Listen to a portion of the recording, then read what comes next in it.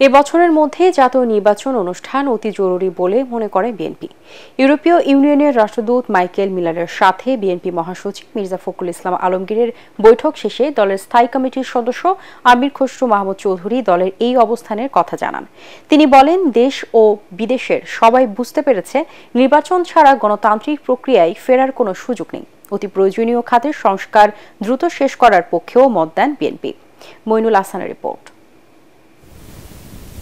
BNP মহাসচিব মির্জা ফখরুল ইসলাম আলমগীরের সাথে সৌজন্য সাক্ষাৎ করতে চেয়ারপারসনের গুলশান কার্যালয়ে আসেন ইউরোপীয় ইউনিয়নের রাষ্ট্রদূত মাইকেল মিলার। বিএনপি নীতি নির্ধারকদের সাথে ইইউ রাষ্ট্রদূতের বৈঠকে বাংলাদেশের সবশেষ রাজনৈতিক অর্থনৈতিক পরিস্থিতি, আগামী জাতীয় নির্বাচন, সংস্কার প্রসঙ্গে আলোচনা হয়।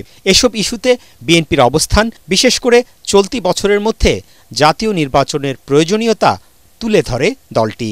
নির্বাচনের রোডম্যাপ, এই প্রশ্নটা নিয়ে আলোচনা হয়েছে এবং আমাদের পক্ষ থেকে যেটা আমরা সবসময় বলে আসছি, এই বছরের মধ্যে নির্বাচন সম্পন্ন হওয়া অত্যন্ত জরুরি এবং অন্য কোনো ভাবনা দিকে না গিয়ে সরাসরি জাতীয় নির্বাচনের দিকে গিয়ে দেশের আগামী দিনে একটি নির্বাচিত সরকারের হাতে ক্ষমতা হস্তান্তর করে বাংলাদেশে গণতান্ত্রিক প্রক্রিয়া অব্যাহত রাখার জন্য।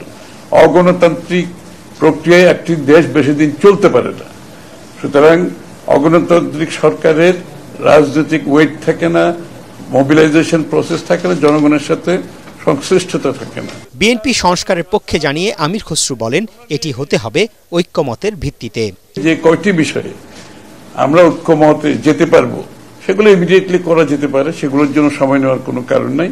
আর যেগুলোতে ঐক্যমত হবে না সেগুলো আগামী দিনে নির্বাচনে প্রত্যেকটি দল জনগণের কাছে নিয়ে যাবে। আগে জনগণের ম্যান্ডেট নিয়ে আগামী সংসদে সেগুলো পেশ করা হবে এবং সংসদে আলোচনা হবে, তর্ক হবে, বিতর্ক হবে এবং পাশ করা হবে।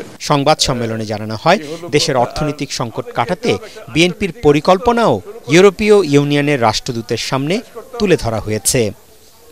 মইনুল হাসান, এটিএন বাংলা, ঢাকা।